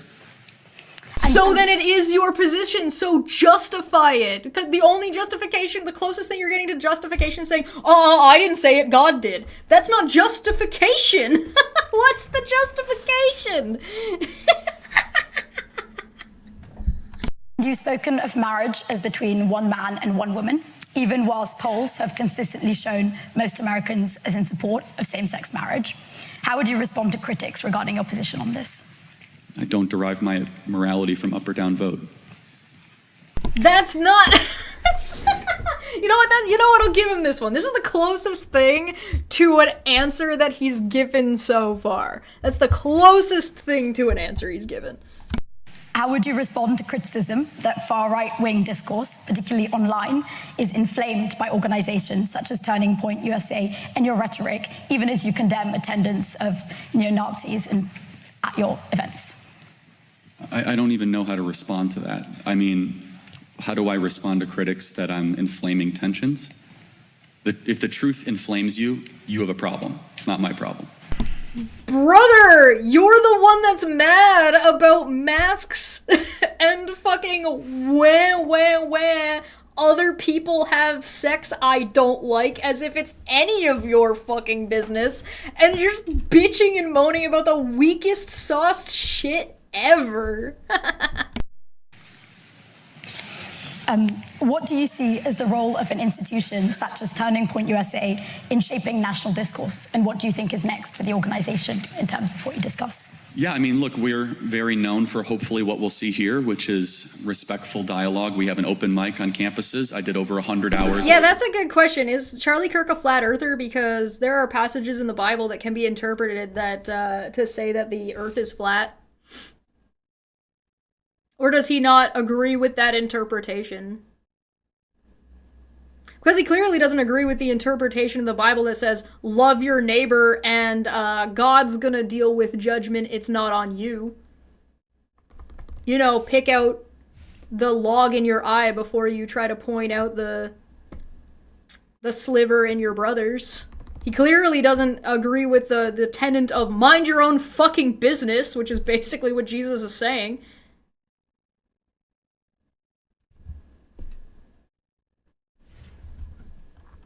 Of campus debates this semester, seen billions of times around the world. And yeah, look, as far as conservatism, we plan to win. And for the 3 conservatives that are here tonight, I hope you guys get your mojo back. This was once a great country. I want to see it great again.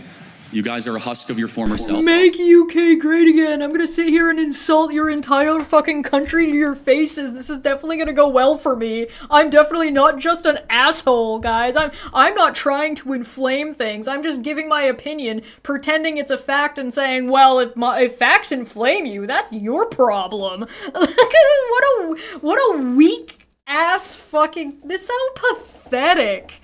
Like, if you want to be strong, then take ownership of, like, the power that you have to fucking move people. But no, you're a pussy. You guys, you can laugh and sneer all you want, but the country that split the atom and invented the steam engine and eradicated slavery and brought common law to the world can do a lot better than this. And your existence led to our existence. And for whatever I can do, I hope that this country finds a leader or a group of leaders. I'm not here to give you political advice. I hate when foreigners do that to Americans. You guys. I'm not here to give you political advice, as I just gave you a bunch of shit. You want, but I do have a wish that the world feels like it's missing something. It feels like it's. I would like to point out really quick that the world has been nigh unilaterally rejecting fascism. Canada, Australia, Germany, to name a few. There's been more than that, where there were conservative incumbents, fascist incumbents, Romania, recently Romania, congratulations Romania, that have been in the lead in polls, because it's fascist populism, right? And everybody has been unilaterally fucking just rejecting this concept. Missing something when Great Britain, South Korea, France, France as well. Yeah, absolutely. Everyone, the world. He's like, oh, I hope the world goes along, completely ignoring. Again, this is May 25th. We know the results of these elections. He knows, or he's completely ignorant of, which is silly if you're a political commentator, you're a political pundit, you should probably be aware of these things. That fascism and Trumpish nonsense has been getting, like, unilaterally fucking rejected. The world feels like it's missing something. It feels like it's missing something when Great Britain or England, or whatever politically correct thing I have to say, because I guess England, I can't fly an English flag now, or whatever nonsense that is. Like, be proud of your heritage. You've done good for the world. Stop apologizing. Being proud of the good things doesn't mean you have to be proud of the bad things. He's lumping the good and the bad things together. You don't need to do that. You don't need to do that. Again, we're back to this really major problem these conservatives, pundits, and conservatives have, where you have to there's truth and not truth. And the truth is that we've done good things and we've done things that are bad, or things that didn't work out the way we wanted them to, or were bad for specific groups of people. It's very odd to me to be spouting American rhetoric at the UK. Like, at Cambridge University. It sounds so weird in this context. What flag nonsense is he talking about? I don't fucking know, dude. He just makes shit up. I mean, he's probably talking about something that exists and is just presenting it as something silly. But yeah, we've got some people from the UK, from Europe in here. Maybe they can elaborate a little more. Yes, wave a pride flag and see what he says. Yo, Red Cedars nailed it. Nailed it on the head. Fucking peak. Energy, get your vitality, get what made England and made Great Britain such a phenomenal place. I hope you get that back, and I hope that... What was it then, Charlie? Chuck? What was it that made Great Britain great? I'd love to know his list. You reject the Just remind Charlie that Trump has never won against a man. swan song of multiculturalism and get back to the fundamental truism that a strong Britain means a strong Fundamental truism. world, and therefore a strong... But you're again, this is a problem of framing. The swan, I hope you reject the swan song of multiculturalism and get back to the fundamental truism that means a strong Britain means a strong... Wait, hold on. West, and we can stand... A strong Britain means a strong world means a strong West. Multiculturalism doesn't make you weak. That's a non sequitur. up for what is good, true, and beautiful. Would you agree with commentators that your politics have become more conservative in recent years, and what's caused this shift? Yes. Partially, honestly, getting married and having children, something that I hope all of you do. Getting married and having children is an objective good thing for yourself and for society, and for, of course, your children. The fact that... Why? Because you've set up capitalism to make it that way? Because you've borrowed from the future a lot? And those bills are going to start racking up? What is objective good? And can you prove that? The fact that we're having less children in the West is a very alarming trend. And as I got more conservative, as I got, Again, this is a problem with only looking at America and then trying to apply it across the world. America and the context around the issues in America aren't unilateral. As I got married and I started to have a couple kids, I started to realize this is what I'm fighting for. And I understand the threats against their well-being and their livelihood. And then also... I don't think he does. I got more serious about my faith. So you've spoken today against affirmative action in educational institutions. How would you propose making excellence in education more equitable for students from disadvantaged backgrounds? IQ tests.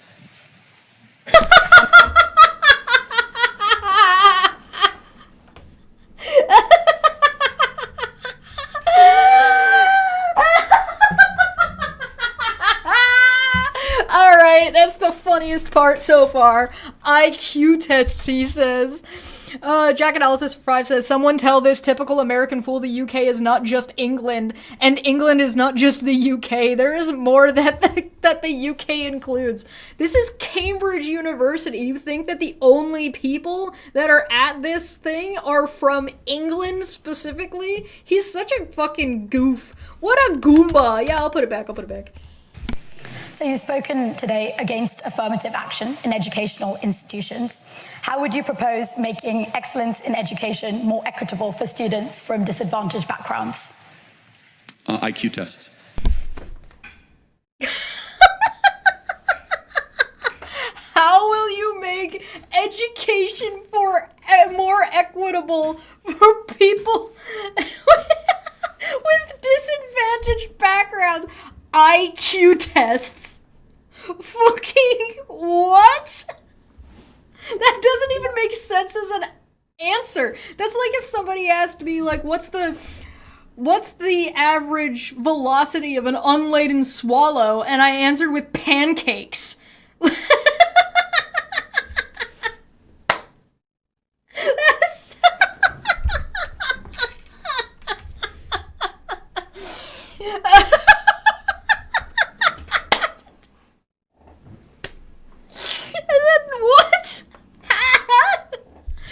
oh my, look at his face.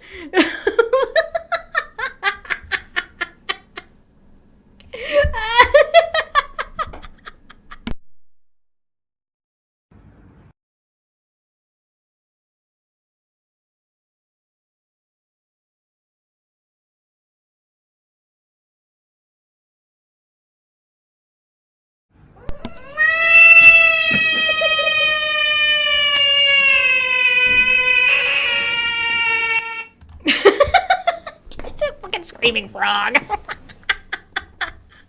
Oh my god, what a fucking moron. This is, you know what this is? How? How does that, that's not even applicable as an answer. And do you see equal treatment as possible without considering... Now, just so we're clear, IQ tests don't have anything to do with background. I mean, meaning like... Okay, if you have somewhat of an equal nutritional capacity, it doesn't matter how much you study or you get an IQ, maybe you can get an IQ tutor and boost it by a couple points, but we should bring back IQ tests in the West. Please Did you not notice that he just added in a very prevalent, like, nutrition? Nutrition? It's, so he just said, oh, being poor doesn't matter, except for this very one, very important thing. Did Charlie Kirk just accidentally admit that nutrition matters to education and so kids shouldn't be going to school hungry? The problem is he thinks he nailed that question. Oh, he fucking does too. He absolutely fucking does. And do you see equal treatment as possible without considering... Now, just so we're clear, IQ tests don't have anything to do with background.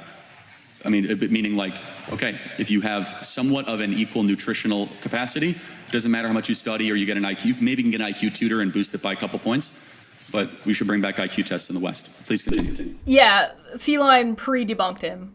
Yeah, of course, of course. I was just going to say, do you see it as possible without considering any external factors for students when applying for higher education, such as economic background? Well, external factors can be factored in, but affirmative action isn't that. At least in America, I don't know how it works here. External factors can be factored in, guys. Listen to the fucking question, you dip. Considering any external factors for students when applying for higher education, such as economic background? Well, external factors can be factored in, but affirmative action isn't that. At least in America, I don't know how it works here. Affirmative action in America is, we struck it down at the Supreme Court, thankfully, race-based, which is that a certain melanin content gets you certain points, and a certain melanin content gets you demerits. No, it was never about melanin. It had nothing to do, you're literally describing why what you did was just racism, because you thought it was unfairly targeting and enabling black people. That's what you think. But it wasn't just black people, asshole! It was white people. It was Latino people. It was Asian people. What are you talking about? You're just racism. The answer is he's just a racist. He's just racist. That's all it is. He just when you say like a disenfranchised background, he immediately thinks you're black. He just immediately assumes he's talking about black people. He wants privilege. Yes. This is what I was saying earlier. This is the when you create equity and equality, the people who are up here feel like they're being brought down when all that's happening is people being brought up because they feel like they're losing power. When they're not losing power, they're losing privilege. And that privilege does, to a degree, grant an amount of power, sure. But it was undue power in the first place. He's talking about those with greater food choices and diversity aren't higher IQ than those with less access to complete nutritional foods. This was seen when educating children in underdeveloped... I'm assuming there's going to be another chunk to this, so I'm waiting. Sar42 says, check memes in Discord and go! Yeah, here was in the Discord, somebody dropped this, or Sar dropped this. Let me just... That's a good face. That's a good one. I like that. That's a good one. And Olivia, yeah, I agree with you. He's demonstrating the point, right?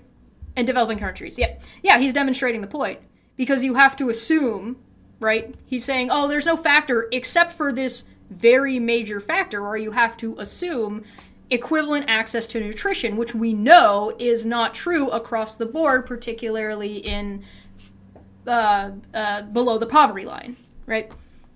Let's keep going. Great. We're going to move now to... Okay. Am I standing? Sorry, I have to count. We reached the goal. So we have to do the thing. Let's see, what do we got? 2, 4, 6, 8, 18. All right. From the top, let's move us over here. Woo! From the top. 1, 2, 3, 4, 5, 6, 7, 8, 9, 10, 11, 12, 13, 14, 15, 16, 17, 18. Oh, this one's got a sticker on the bottom. Oh, it's got a happy winky face. Happy winky face. Looks like. Hell yeah. So this one says tequila lime. This is my kind of spice. I should put this on like wings. We didn't break 20, so I don't have to do a whole ton of this. Tap tap.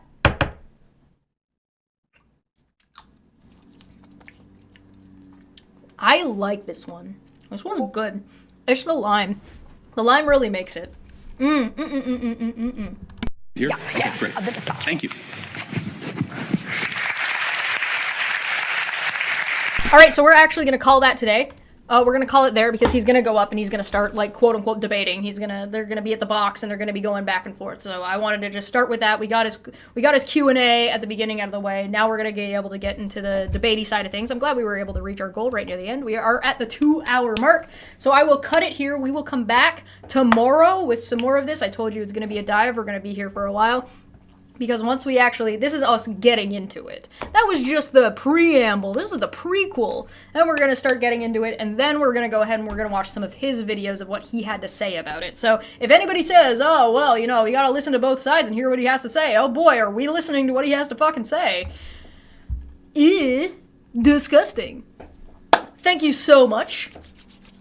We'll be back tomorrow. I will also be live over on Low Energy Vids tomorrow, just shooting the shit and playing some Crisis Core, where it's me having a goof on some Final Fantasy VII stuff and Final Fantasy VII lore. Becca, unfortunately, is not going to be able to join us on Thursday on Debate Hub, so that has been pushed to the 5th, so that will be next week. But we do still have the pub coming up on Saturday, so go find us on Debate Hub Official. Join us over there if you want to see more like more educational highbrow content. That's where that is. I mean, we're probably still going to make fart jokes, but whatever, it's fine. But there's been a lot of stuff that's happened this month, politically speaking, around the world, so we're going to be talking about a bunch of that. So thank you so much. That Wikipedia list was pretty fucking good. Yeah, that was a good list. Good pull. As well as if you want to see production, art, and enjoy TTRPGs, tabletop stuff, join us on Top Hats Off, where we're playing Star Trek. Like giant fucking nerds. I do want to show you that I did get one brand new meme for us, and I'll show that to you. But thank you so much for joining me. I really appreciate it. And I'll see you next time. Bye-bye.